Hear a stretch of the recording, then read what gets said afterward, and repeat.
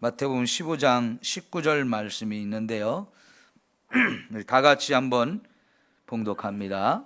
마음에서 나오는 것은 악한 생각과 살인과 간음과 음란과 도둑질과 거짓 증언과 비방이니.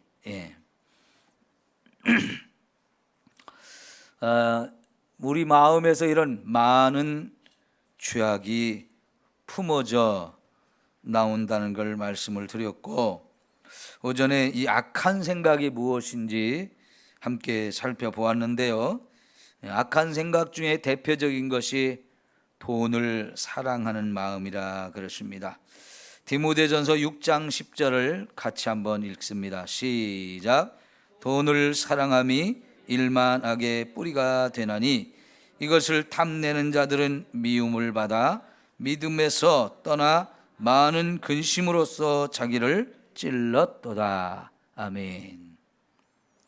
돈을 사랑하는 것이 악한 생각 중에 진짜 악한 생각이라는 것을 말씀을 드렸는데, 자, 여러분 이제 이어서 살인, 간음 이런 부분들을 우리가 함께 좀 같이 공부를 해보려고 하는데, 죄라고 하는 거 무서운 결과를 저와 여러분에게 가져와요.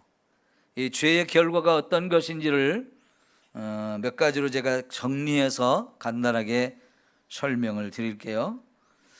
여러분, 오전에 죄를 지으면 이것이 어디에 쌓인다 그랬어요? 마음에 쌓인다 그랬어요. 마음에 쌓아놓은 그 죄는 가만히 있지 않고요, 기회만 주어지면 이게 입으로 품어져 나와서 저와 여러분을 더럽게 한다고 그랬죠. 그러면 그 순간 우리가 또 죄를 짓는 거거든요.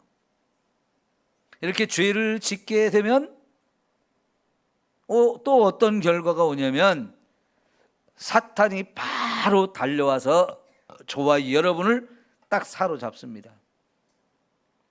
사탄이 저와 여러분을 사로잡으면 그때부터 여러분 사탄의 아주 심각한 영향을 저와 여러분이 받게 되어져요. 그러면 신앙생활하는 게 쉽지 않아요.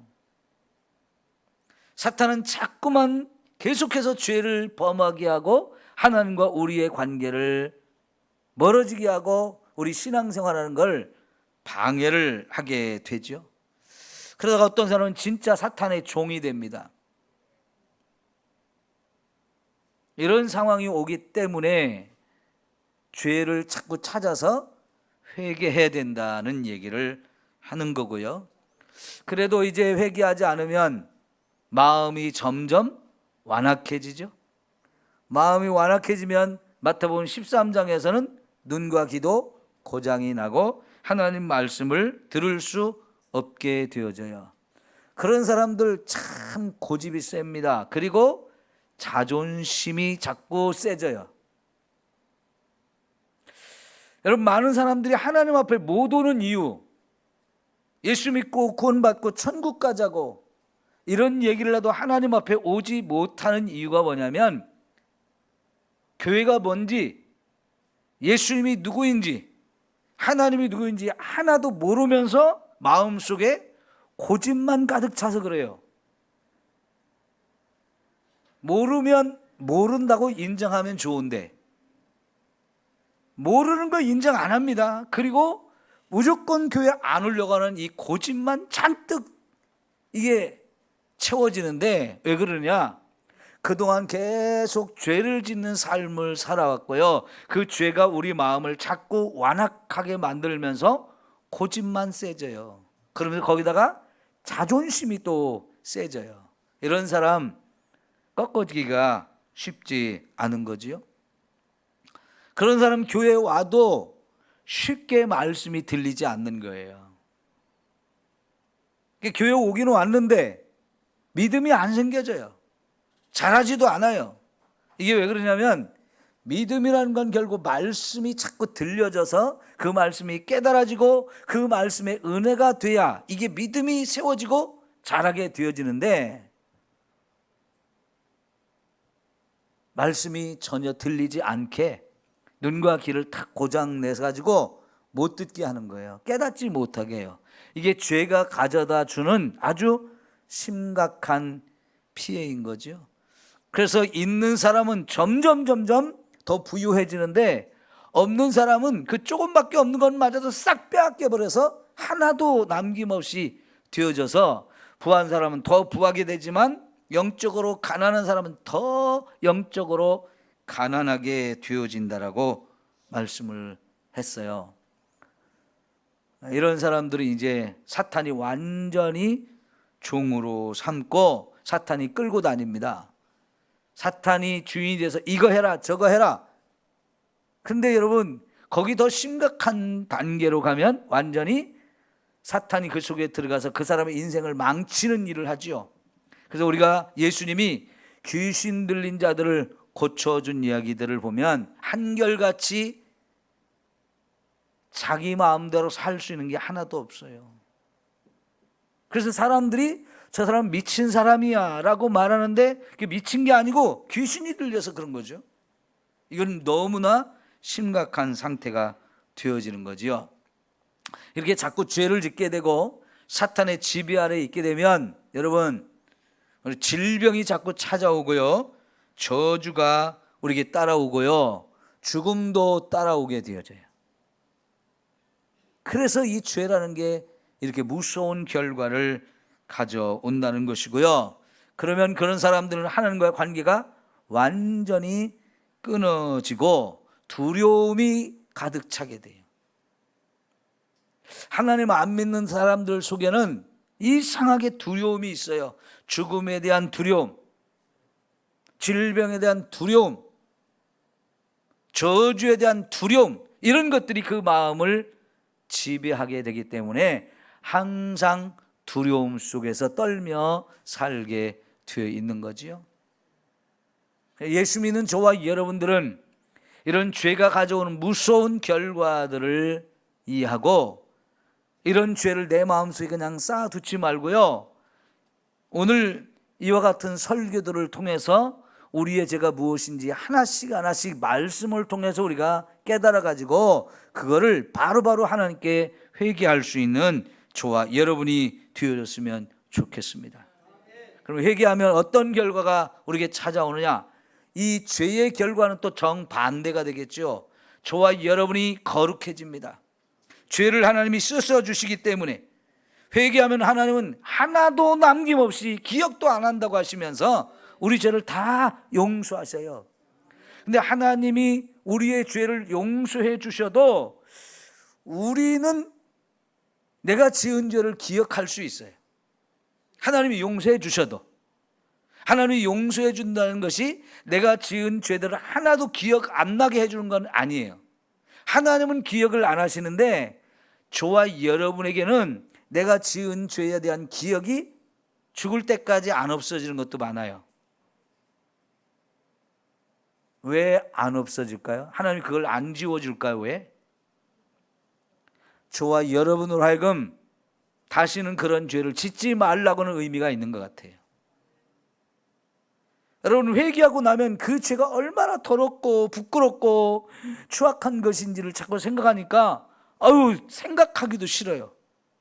옛날에 내가 그런 죄를 범했었는데 하면서요, 고개가 설레설레 흔들어지면서 다시는 그런 죄를 짓지 말아야지, 이게 되어지는 것은 결국 내가 하나님 앞에 회개해서 죄사함을 받았어도 내가 지은 죄에 대한 기억은 우리에게 남아있어가지고 그 참 더러운 거야, 너무 부끄러운 거야, 다시는 그런 죄를 짓지 말아야지 하면서 스스로가 그런 길로 가지 않도록 하기 위해서 하나님이 우리의 기억은 지워주지 않는 것 같아요.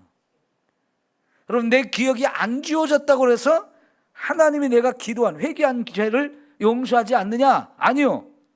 하나님은 기억도 안 하신다 그러셨어요.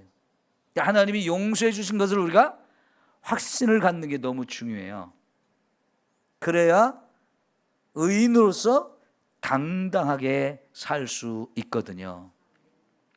여러분, 죄를 짓고 회개하지 않으면 사탄이 자꾸 와서 저와 여러분을 그걸 가지고 꼼짝 못하게 만들어요. 너 죄 졌잖아. 여러분, 예수 믿는 사람들인데 너 죄 졌잖아 그러면 이게 꼼짝 못하게 돼요. 그런데요, 사탄이 그런 말을 할 때에 우리가 담대할 수 있는 방법이 있는데, 그게 뭐냐면, 그래 나 죄 졌어, 그러나 내가 이게 얼마나 부끄럽고 더러운 것인지를 하나님 앞에 깨달았기 때문에 내 죄를 용서해 달라고 하나님께 회개했거든. 그래서 하나님이 내 죄를 용서해 주셨다, 이러면 사탄은 꼼짝 못해요. 근데 우리가 이 죄사함의 확신이 부족하면 그걸 이용해서 사탄이 와서 자꾸 저와 여러분을 찔러대면서 너 그런 죄 졌잖아, 너 목사가, 장로가, 권사가 그래 놓고 무슨 뻔뻔하게 고개를 들고 다녀? 이렇게 우리를 찔러대면요, 내 죄사함에 대한 확신이 없으면 거기에 주눅이 들어가지고 아무것도 못해요. 어렸을 때 아이들이 뭔가 잘못을 했는데 그거를 친구나 형이나 누나나 동생이 보고 엄마한테 이럴 거야, 그러면 이럴까 봐 정정긍긍하면서 야 이러지 마, 이러지 마, 내가 너한테 사탕 사줄게. 그 사탕 하나 먹고는 그때는 안 이른다고 좋아 그러는데, 다음에 또 사탕 먹고 싶으면 형한테 가서 형 그때 형 그렇게 한 거 나 엄마한테 이럴 거야, 또 해보세요. 그러면 또 이게 참 걱정이 돼가지고 알았어 사탕 사줄게. 그러면 질질 끌려다니는 거거든요. 사탄도 그런 짓을 잘해요. 그러니까 여러분, 이 사탄에게 우리가 끌려다니는 게 아니고, 우리가 죄진 것이 있으면 바로 하나님께 회개해서 이걸 회개하고 나면 하나님 씻어주시면 사탄이 또 고자질을 해도 그때는 이제 떠들라면 떠들어라, 이미 그거 내가 하나님 앞에 고백했고 하나님이 내 다 용서해 주셨어. 그러면 이게 얼마나 자유로운 건데요. 동생이 와서 또 사탕 먹고 싶어가지고 형 그거 엄마한테 이럴 거야, 야 엄마한테 내가 이미 얘기했어, 엄마가 나 용서해 주셨어. 그럼 자유를 얻잖아요. 그럼 동생이 꼼짝 못하는 거예요. 우리가요, 회개한다는 것은 바로 죄에서 자유함을 얻는 거예요. 그 죄가 이제 내게는 전혀 문제가 되지 않는 거예요. 이게 이제 우리가 회개해야 되는 이유인 거고요. 그렇게 회개하고 나면 하나님은 저와 여러분에게 성령을 선물로 주신다 그랬어요. 사도행전 2장에서 베드로의 첫 번째 설교의 핵심이 그거예요. 너희가 회개하고 성령을 선물로 받아라. 회개하면 정말 우리 죄를 용서해 주실 뿐만 아니라 거룩해진 우리의 마음에 성령을 물붓듯이 부어주십니다. 그러면 여러분, 이 성령께서 저와 여러분으로 하여금 죄를 이길 수 있는 능력을 주셔서 자꾸 죄와 싸워 이길 수 있게 해주셔요. 내 힘으로 죄를 이기지 못해서 너무나 안타까웠던 저와 여러분에게 이제 죄와 싸워 이길 수 있는 능력을 주시는 거잖아요. 그 다음에 하나님은 그렇게 거룩해진 사람을 기쁨으로 써주셔요. 우리가 하나님의 일꾼이 된다는 거 얼마나 감사합니까? 여러분, 큰 집에 큰 그릇도 있고 작은 그릇도 있고 금으로 만든 그릇도 있고 질그릇으로 만드는 그릇이 있는데, 문제는 주인이 어떤 그릇을 쓰느냐 했어요. 어떤 그릇을 쓴다고 그랬어요? 예, 깨끗한 그릇을 쓰신다는 거예요. 그게 금이냐 은이냐 그 질그릇이냐 이거는 중요하지 않고요, 깨끗한 그릇을 쓴다는 거예요.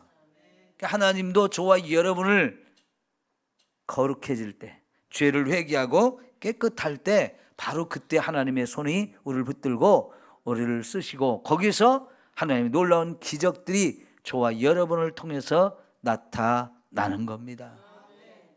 여러분, 예수님의 사도들이 나가서 담대하게 복음을 전하고 수많은 기적을 행할 수 있었던 이유는 그들이 자신을 늘 거룩하게 준비했기 때문에 하나님이 그들을 통해서 예수님이 하셨던 그런 일들을 동일하게 할 수 있게 해주신 거잖아요. 얼마나 대단한 역사들을 그들이 이룹니까? 예수님은 하나님의 아들이고 이들은 그의 제자들이지만은 너무나 차이가 나잖아요. 하나님의 아들과 사람이에요. 근데 사람이 하나님의 아들이 하던 일을 할 수 있게 되는 것은 그들이 자신을 거룩한 자로 준비했기 때문에 하나님이 마음껏 써주셔서 그래요. 여러분, 이렇게 모든 죄가 해결되어지고 나면 하나님과 나의 관계는 최고의 관계가 되어서 거기서 두려움이 아니라 기쁨이 와요. 평안이 와요. 예? 세상 살면서 이 기쁨과 평안을 누린다는 게 얼마나 행복하고 좋은 건데요. 그 기쁨을 돈으로 살 수 있나요? 권력으로 살 수 있나요? 세상에 돈과 권력이 있어도 살 수 없는 게 그 기쁨과 평안인데요. 회개할 때 하나님과의 관계가 회복되어지면서 하나님이 내 마음속에 기쁨이 샘솟듯 하게 해주시고요, 예수 믿으신 그 평안이 주어지면서 환경이 아무리 우리를 힘들게 하고 어렵게 해도 그 평안을 빼앗길 수가 없는 거지요. 무엇보다 말씀이 깨달아지면서 말씀의 은혜가 주어지는 거예요. 여러분, 이 예배 속에서 하나님 말씀을 들으면서 말씀의 은혜를 받는다는 게 얼마나 좋은 건데요. 신앙생활을 막 기쁨으로 감사와 즐거움이 넘쳐서 이렇게 할 수 있게 되는 거거든요.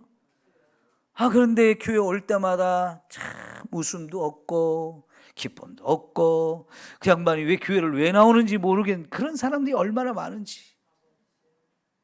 교회를 나오기를 하는데 이왕이면 신나게 신앙생활을 할 거 아니에요. 근데 그렇게 신나는 사람들이 왜 그러냐? 말씀을 깨닫기 때문에. 그 말씀이 은혜가 되니까 싱글벙글 하는 거예요. 여러분이 그렇게 되기를 축원합니다. 자, 그러기 위해서 우리가 이제 죄가 뭔지를 더 구체적으로 알아가면서 그런 죄들을 회개하며 살아야 되는데요. 자, 살인죄를 살펴봅시다. 여러분, 인쇄물 두 번째, 살인. 요한일서 3장 15절을 봐요. 시작. 그 형제를 미워하는 자마다 살인하는 자니 그랬어요. 살인하는 자마다 영생이 그 속에 거하지 아니하는 것을 너희가 아는 바라 그랬죠. 자, 여러분, 형제를 살인하는 자는 누가 살인하는 거라고요? 누가 살인죄라고요? 미워하는 자. 여러분, 우리 세상은 이렇게 말하지 않습니다. 내가 형제 미워했다고 경찰에 와서 너 살인죄 졌지? 이렇게 잡아가지 않아요. 그렇게 하면 오히려 경찰이 이게 잘못했다고 얘기합니다. 내 미워한 거지 살인한 거 아니라고 얘기하거든요. 근데 여러분, 하나님은요, 미워한 것도 살인이라고 얘기를 합니다. 왜 그럴까요? 지금 십계명에서 살인하지 말라 이렇게 말씀을 하셨는데 그 말씀은 살인하지 말라는 말로만 끝나는 게 아니고요, 사랑하라는 말이었어요. 사랑하면 살인할 수가 없는 거잖아요. 그러니까 형제를 향해서 살인한다는 것은 정말 어마어마한 미움이 있기 때문에 살인을 하는 거예요. 물론 막 우발적으로 살인하는 것도 요새는 많아졌습니다마는 대부분의 경우에 왜 형제를 살인하느냐? 미워하는 마음이 생기니까 그래요. 얼만큼 미워하느냐? 죽이고 싶은 마음까지 생기는 거예요. 미움이 생기면 저 총으로 쏴 죽일까? 저 칼로 찔러 죽일까? 저 밀어서 물에 빠뜨려 죽일까? 미움이 있으면 죽일 방법을 자꾸 생각해요. 가다가 확 꽂거나 죽었으면 좋겠다.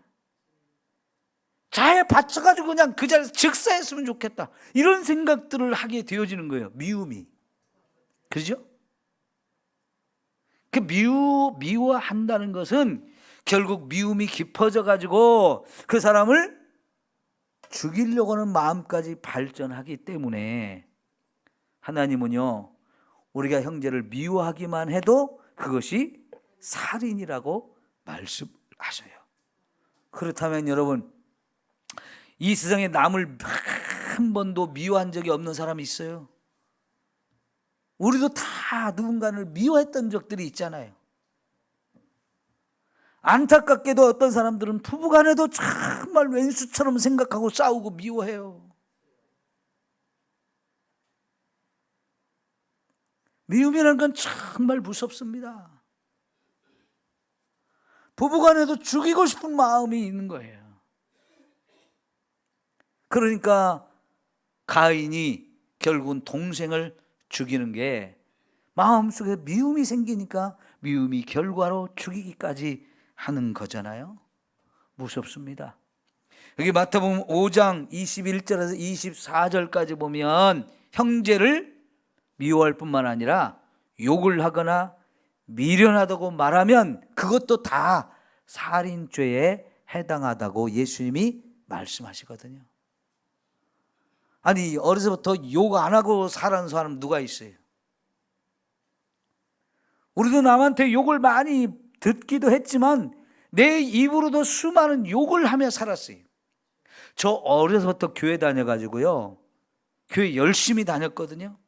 그래서 한 성경 말씀을 많이 배워가지고요, 욕하면 안 된다는 걸 배워가지고 저 욕 안 하고 살려고 많이 애를 썼는데도요, 저 같은 사람도 속상하면, 마음이 상하면, 화가 나면 욕을 하게 되더라고요. 그리고 남을 무시하고요, 미련하다는 말도 하고요, 이런 말들 막 서슴지 않고 한 것들이 많거든요. 그러니까 내가 그 사람을 구체적으로 죽이는 행동은 안 했어도 내 마음속에 미워하는 마음을 가지고 그것이 입으로 미련하다는 말로 나오고 욕으로 나오고 미워하는 마음만 갖기만 해도 하나님께서는 그게 이미 형제를 살인한 거고 똑같은 죄라고 말씀을 하시는 거거든요. 우리 가운데 누가 미워하지 않은 사람이 있고 욕 한 번 안 해본 사람이 어디 있어요? 이거 참, 이런 말씀을 우리가 생각해 보면 우리가 얼마나 많은 죄를 짓고 살았는지를 알 수 있어요. 근데 여러분, 다윗이라는 왕이 최고로 존경하는 왕이고 하나님도 내 마음에 합한 자라 하면서 그를 왕으로 세워줬는데, 그도 왕이 되었을 때는요, 음란한 마음이 불릴 듯 일어나가지고 그 여인을 내 아내로 삼기 위해서 결국은 그 남편 있는 여자를 데려왔기 때문에 그 남편을 죽이잖아요. 그런 거 보면 살인은 특별한 사람만 하는 게 아니에요.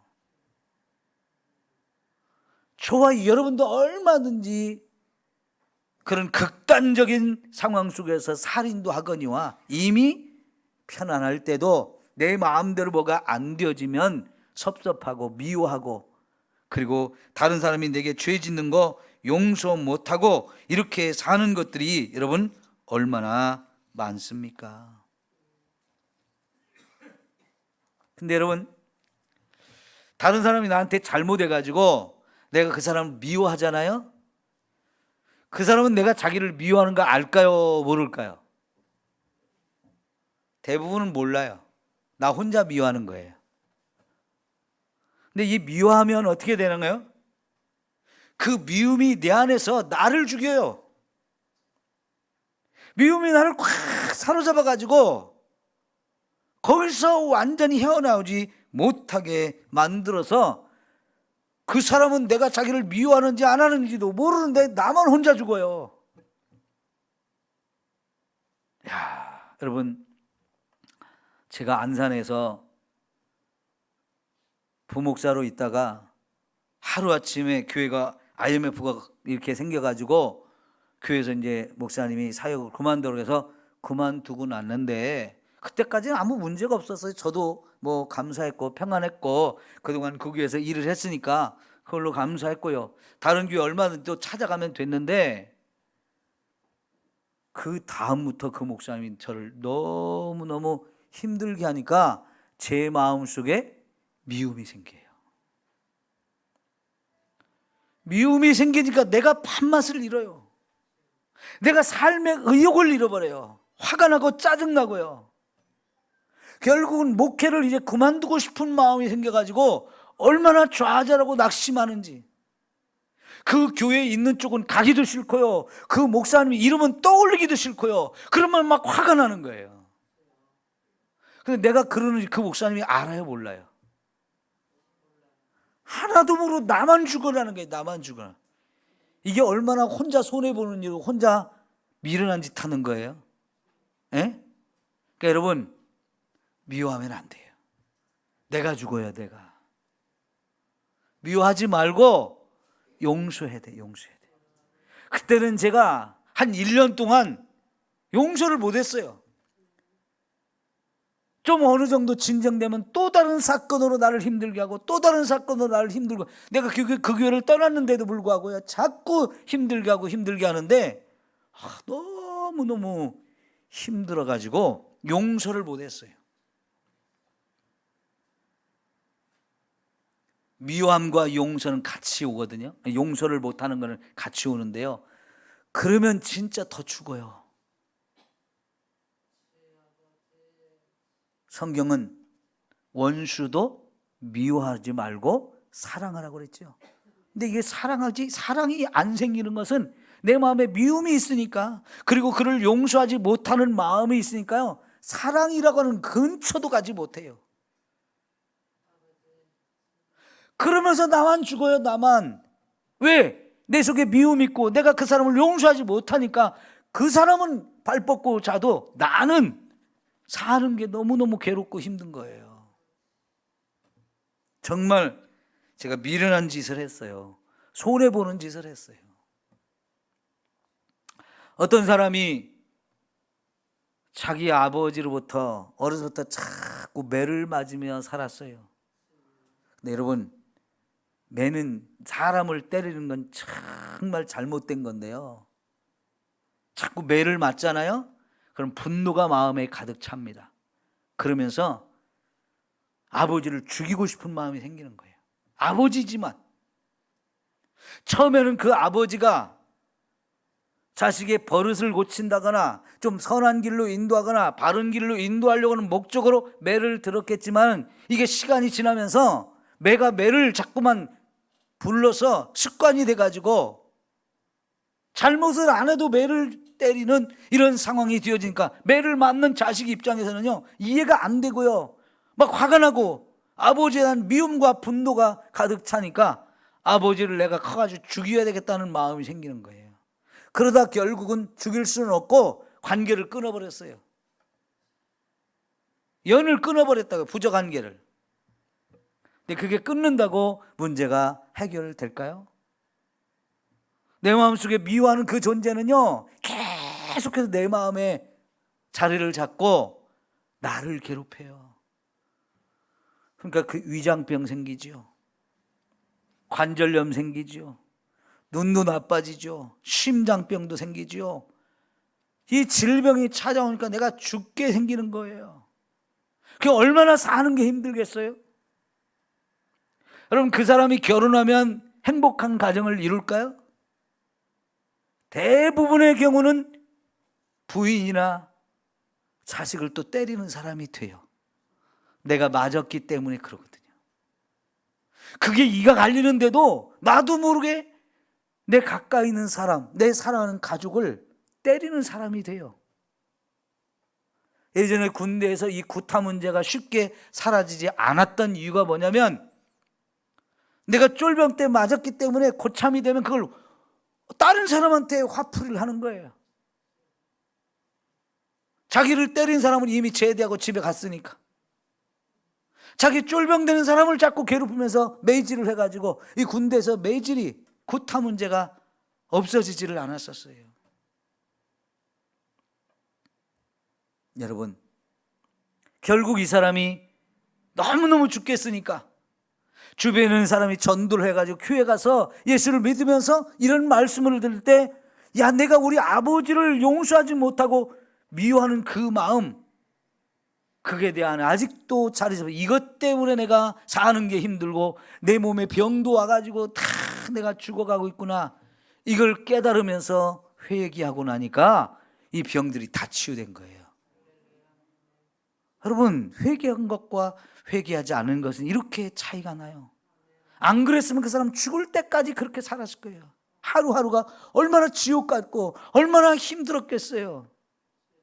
그런데 그 문제의 원인이 아버지를 용서하지 못한 것이라는 것을 깨닫지 못하니까요, 그걸 해결하지 않아요. 병원에 간다고 그 질병이 잠깐 치유된다고 이게 해결되는 게 아니거든요. 가장 근본적인 문제였던 회개하면서 아버지를 용서하고 나니까요, 이게 싹 치유되는 거예요. 왜? 마음이 편안해지니까. 응어리가 있던 게 쑥 내려가니까요. 그 응어리가 풀리니까 이게 병이 싹 낫는 거예요. 얼마나 신기한 일입니까? 예? 여러분, 사람과의 관계를 푼다는 건 너무나 중요한 거예요. 우리 세상 살면서 누군가, 그것도 나랑 가까웠던 사람들, 그런 사람들과의 이 관계가 풀어지지 않으면 다른 것 다 풀어지지 않습니다. 용서하는 게 너무너무 중요한 거예요. 살인하지 말라는 게 단순히 살인만 안 하면 죄 안 진 거다가 아니고요, 미워하죠 안 되고 용서하는 것까지 가야 진짜 사랑이거든요. 그렇게 회개하고 내가 살 것 같으니까요, 이제 아버지에 대한 미움이 사라지고 분노가 사라지면서 그동안 20년 30년 아버지의 관계를 끊고 살았던 사람이 아버지한테 전화를 하는 거예요. 아버지, 제가 아버지를 미워했는데 저를 용서해 주세요. 제가 잘못했습니다. 이 전화하는 거 쉽지 않죠. 그런데요, 내가 살아나니까 그런 전화도 하게 되어지는 거고요. 그래서 결국은 아버지를 찾아가게 되고, 아버지도 내가 너를 너무 엄하게 때리면서 키운 거 내가 잘못했다, 그러면서 화해가 일어나거든요. 저도 안산에서 그 목사님 정말 미워하고 속에 막 분노가 가득 차고 막 내가 죽겠더니 하나님 앞에 회개하니까 살겠는 거예요. 어느 순간부터 하나님이 제게 회개하는 마음을 주시고 용서하는 마음을 주셔서 제가 살아났어요. 여러분, 살인한다는 게 꼭 죽여서만 살인이 아니고요, 미워하는 것도 살인이고 용서하지 않는 것도 살인이고, 그 사람을 향해서 욕을 하고 그 사람을 미련한 놈이라고, 악한 사람이라고 이렇게 저주하고 이런 것이 다 죽이는 거예요. 근데 남을 죽이고 살 수 있는 게 아니고 나도 그것 때문에 내가 죽으니까 이게 얼마나 우리를 힘들게 하는 겁니까? 그래서 여러분, 그래서 죄를 빨리빨리 회개하고 살자 하는 거지요. 여러분, 요셉이 자기를 팔아먹었던 형들을 어떻게 했어요? 용서했어요. 얼마든지 그 형들한테 원수를 갚을 수 있는 기회가 왔잖아요. 갚을 수 있는 힘도 생겼고요. 그런데 여러분, 요셉은 이미 형을 만나기 전에 이미 다 용서했잖아요. 그러면서 그의 생각이 바뀌기를 뭐라고 했느냐면, 형들이 나를 팔았기 때문에 내가 애굽에 온 게 아니고 하나님이 지금 이 때를 위해서, 이 어려운 때를 통해서 여러분들을 내가 다 먹여 살리는 일을 하게 하려고 하는, 미리 나를 보낸 거라고, 이렇게 그 상황을 이해하는 마음이 달라지잖아요.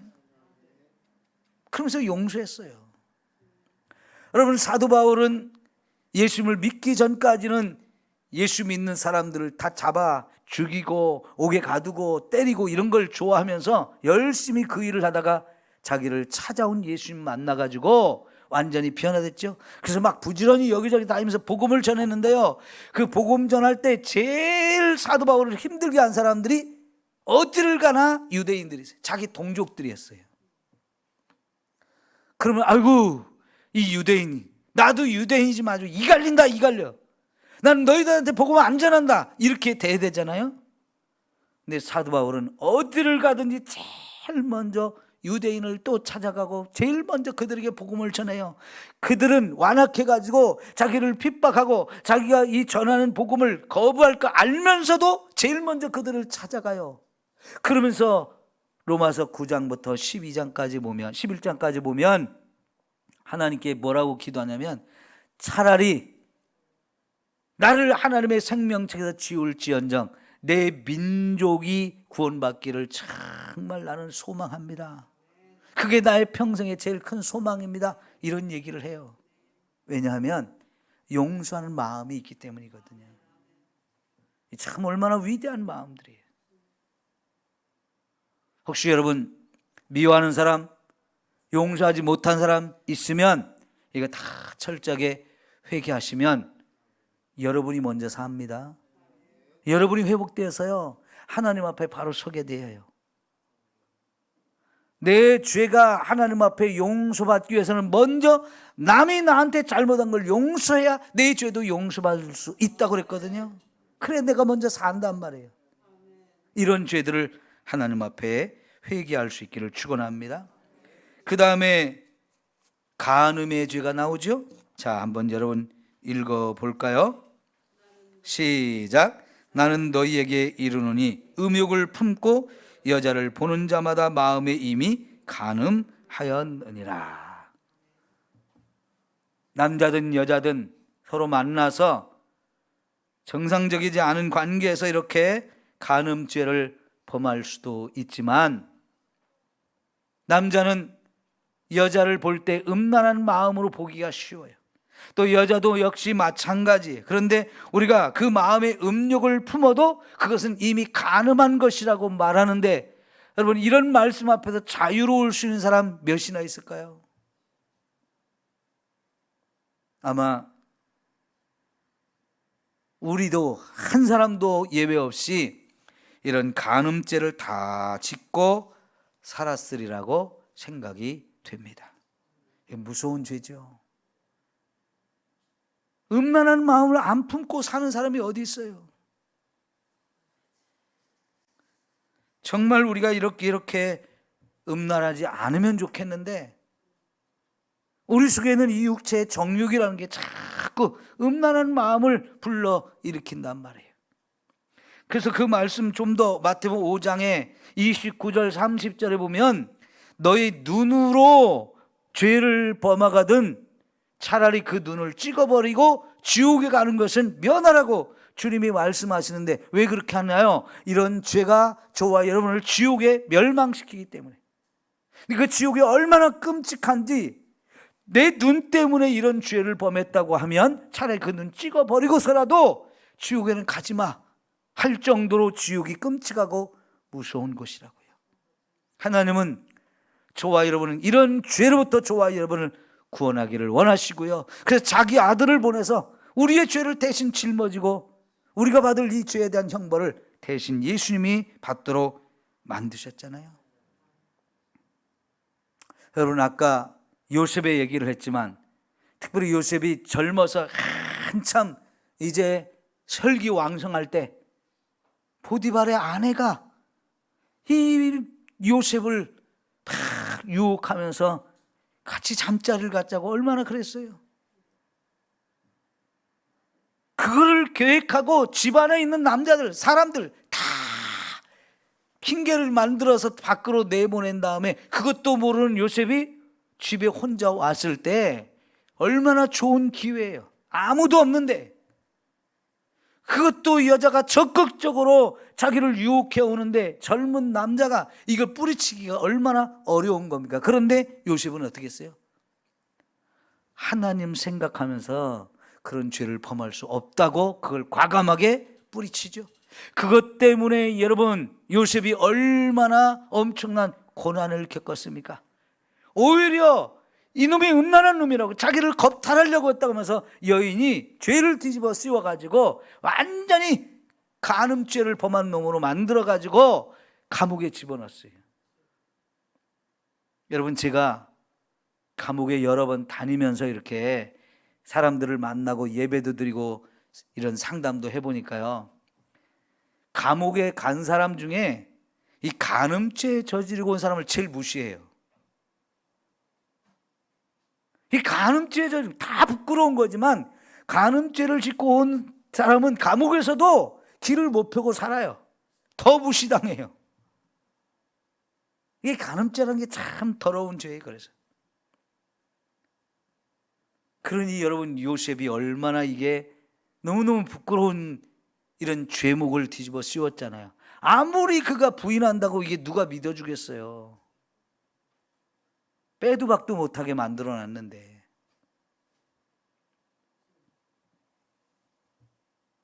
안 그랬으면요, 그 여자와 함께 즐겼으면 그런 일이 벌어졌을까요?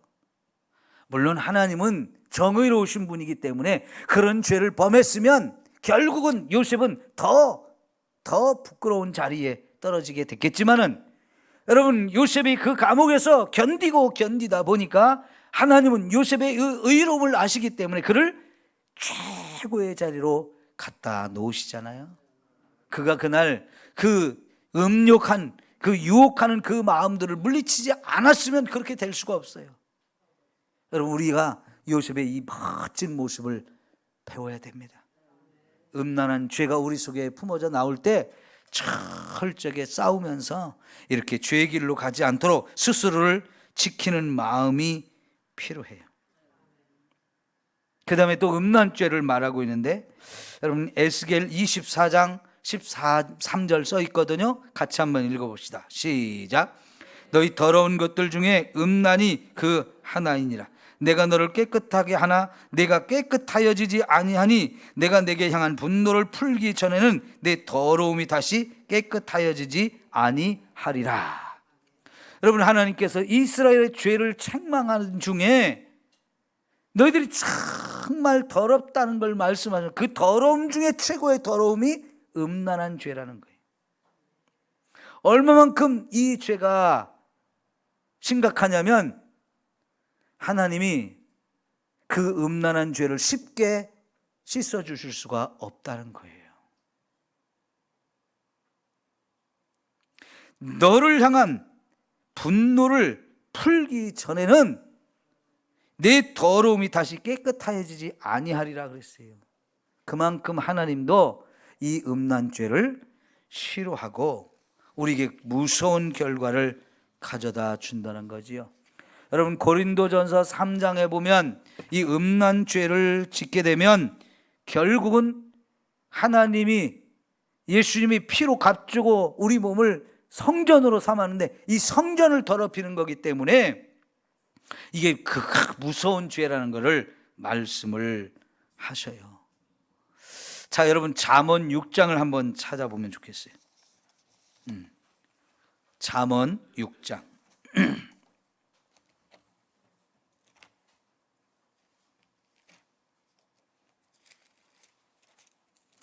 25절부터 볼게요.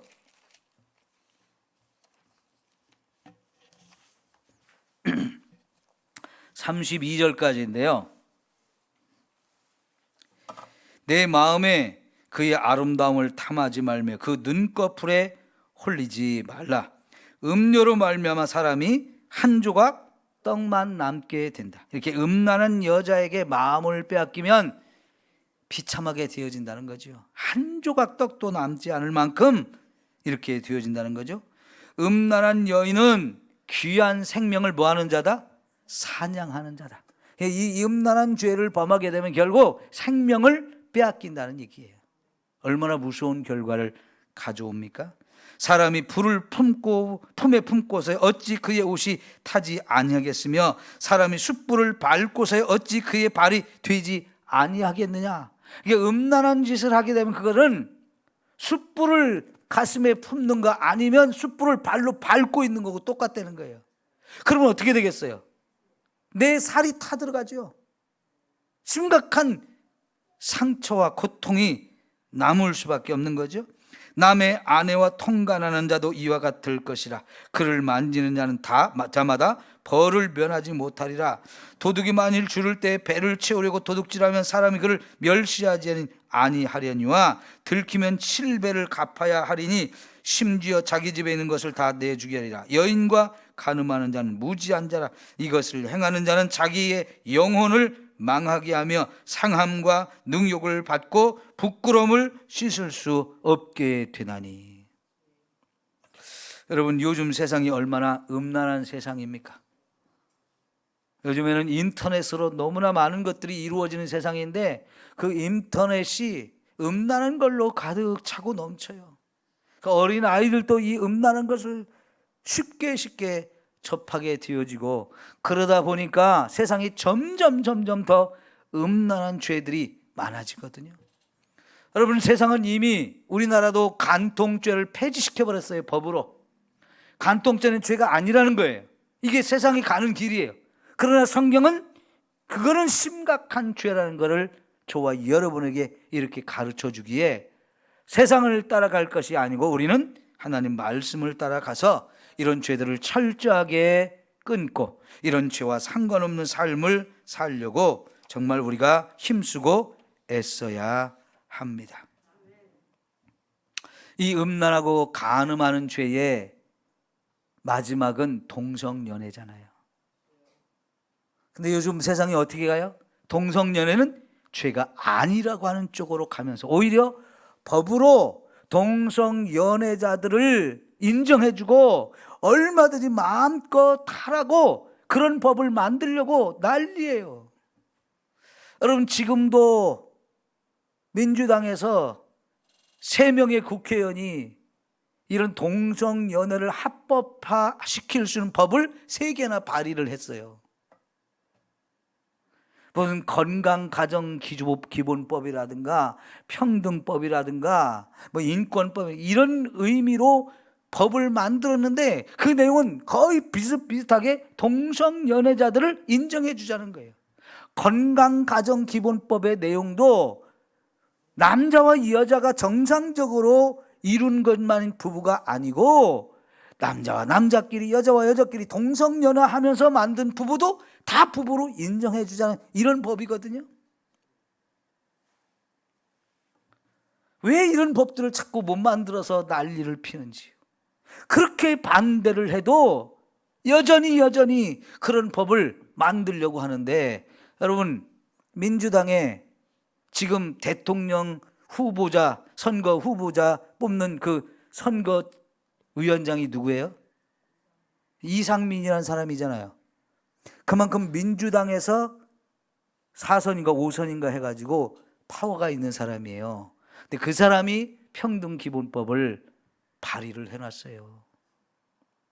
예전에 80년대 한참 민주화 운동하면서 데모 많이 하고 그럴 때 부천경찰서에서 데모하던 여학생을 잡아가가지고 물고문, 성고문 해가지고 거기서 심각한 문제가 됐던 권인숙이라고 하는 여자, 아주 한참 오래전에 그 심각한 문제였잖아요. 지금 그 사람이 국회의원 돼 있는데 민주당이에요. 근데 그 여인도 법을 하나 지금 발의한 거예요. 마찬가지로 동성연애자들을 찬성하는 법을 지금 발의를 해놨어요.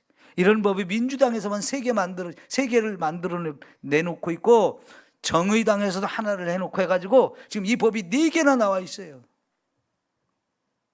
근데 혼자 그건 법안을 발의한다는 건 혼자 해가지고 되는 게 아니고요. 적어도 10명 이상의 공동 발의자 인정해주고 나도 이 법을 찬성한다면서 서명을 해줘야 이게 이 법이 발의가 되어지는데, 이미 그런 법들이 다 서명해주는 사람이 많아가지고 국회의원 중에 다 법안이 발의가 되어 있단 말이에요. 이게 통과되면 우리나라 진짜 엉망진창이 됩니다.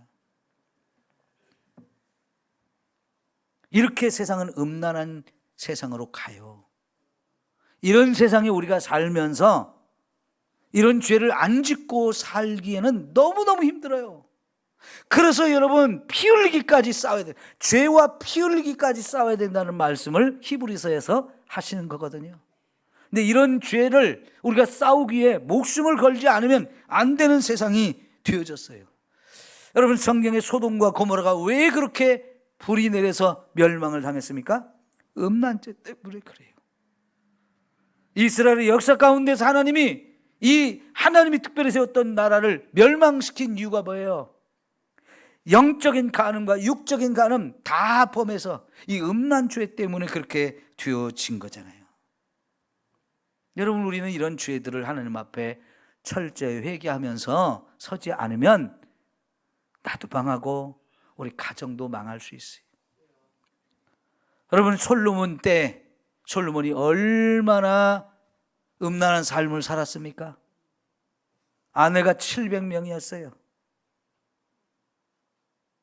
여러분, 하나님이 어마어마하게 주신 지혜로 온 세상을 참으로 지혜롭게 말씀대로 잘 다스릴 수 있었는데, 하나님이 주신 지혜를 잘못 사용해가지고 이 음란한 마음을 채우는 쪽으로 가서 첩은 300명, 아내는 700명. 그래서 결국 어떻게 했어요? 그가 죽은 다음에 나라가 둘로 나누어진 거예요. 여러분, 아까 말씀드렸지만 다윗 왕이 그렇게 훌륭한 왕도 밧세바라는 여자를 보면서 음란한 마음에 사로잡혀가지고 간음을 함으로 인해서, 그 죄로 인해서 자녀들이 다 음란한 죄를 짓게 되고, 그 자녀들이 아버지한테 반역을 하고 형제간에 죽이고, 다윗의 자녀들이 너무너무 죄 가운데서 불행한 삶을 살았어요. 왜 그랬을까요? 아버지가 그렇게 만든 거예요. 이 죄의 심각함은 뭐냐면, 그 죄를 해결하지 않으면 그 죄가 우리 자녀들에게까지 흘러가서 그 자녀도 똑같은 죄를 범하면서 거기서 헤어나오지 못하게 하고, 결국은 그 죄 때문에 가문이 망하는 겁니다. 나는 정말 여러분에게 이 회개를 부르짖는 이유 중에 하나가 이거예요. 윗물을 맑게 해서 자녀들도 깨끗한 물에서 살게 해자는 거예요. 우리가 뼈 빠지게 고생해서 자녀들을 다 키워가지고 세상으로 내보냈는데, 그 자녀들이 내가 죄를 짓고 회개하지 않아서 그 죄가 자녀들에게 흘러가서 그 죄 때문에 자녀들의 앞길이 맡기고 고생하고 이 죄의 종 노릇을 똑같이 하고 산다면 이게 얼마나 비극인 겁니까? 특별히 자녀들에게 이 죄가 흘러가는 죄 중에 심각한 게 음란죄, 알코올 중독, 도박 중독, 이런 것들이거든요. 도둑질. 희한하게 이런 죄들은요, 자녀들에게 그대로 대물림이 돼요. 아버지 도박하는 거 이거 보면서 그게 싫어가지고 그렇게 싫어하던 사람이 크면 또 자기도 도박을 하며 살아요. 아버지 술 먹고 사는 게 싫어서 아버지 욕하고 난 절대로 안 그러더니 그 아들이 또 알코올 중독자가 돼요. 도둑놈도 마찬가지, 음란한 죄도 마찬가지. 이런 죄들은요, 끊어놓지 않으면, 예수님의 십자가 앞에 엎드려서 철저하게 이 죄를 회개하고 이걸 끊지 않으면 다 자녀들에게 흘러가서 자녀도 그런 죄 때문에 고통을 받게 돼요. 윗물이 맑아야 아랫물도 맑아지는데, 이 이야기는요, 물 얘기가 아니고 부모가 잘해야 자손들도 편하게 산다는 얘기예요. 자, 이제 여러분, 아까 나눠드린 이 유인물 중에서 오늘 음란까지 살펴봤는데요, 4가지 말씀을 드렸거든요. 이 말씀을 하나하나 생각해 보면서 저와 여러분이 지은 죄들을 오늘 한번 회개하고 돌아가기를 원합니다. 오늘은 제가 특별히 예배를 끝내는 기도 안 하고요, 지금부터 기도하면서 여러분 자유스럽게 회개하고 여러분 각자가 마치고 돌아가시면 되겠어요. 여러분이 회개를 방해하지 않으려는 거예요. 차는 좀 늦게 출발하는 걸로 하시고요, 여러분 차 때문에 기도 못하고 일어서지 마시고 진지하게 죄 하나씩 붙들고 회개하면서, 회개하고 하나님이 내 죄를 용서하셨다는 이 확신을 갖고 돌아가시기를 바랍니다. 여러분 진지하게 생각해 보면 이런 죄에서 내가 지은 죄, 이런 죄와 관련돼서 내가 지은 죄들이 생각나고 깨달아져서 진지하게 회개할 수 있기를 바랍니다. 우리 주여 3번 3차하고 통성으로 기도합니다.